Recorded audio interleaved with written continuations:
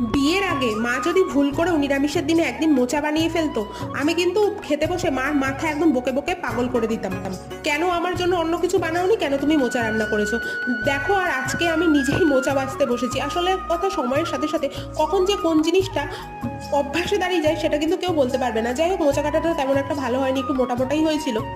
আমি মোছাটা একদমই ভালো কুটতে পারি না। আর তারপরে বড় অফিসে টিফিন নিয়ে বেরিয়ে যাওয়ার পর আমি চলে এসেছিলাম আমার মিনি গার্ডেনের পরিচর্যা করতে।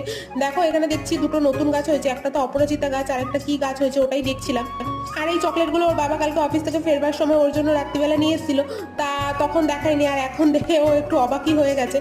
আর তারপরে দেখো, দিয়ে নিয়েছিলাম একটু পুজো। আর বিকালবেলা অফিস থেকে বড় এসে বলেছিল একটু মোচার চপ বানাতে। তরকারিটা তো করাই ছিল, জাস্ট বেসনে ডুবিয়ে ভেজে দিয়েছিলাম। আসল কথা, মোচাটা ভুবনেশ্বরে তেমন একটা পাওয়া যায় না, ওই জন্যই আমাদের কাছে এই জিনিসটা হয়তো কদরটা একটু বেশি হয়ে গেছে। আর তারপরে বানিয়ে নিয়েছিলাম নিজেদের জন্য 2 কাপ ব্ল্যাক কফি। ব্যাস, ভিডিওটা এ পর্যন্তই। যদি ভালো লাগে আমার চ্যানেলটা সাবস্ক্রাইব করে পাশে থাকো।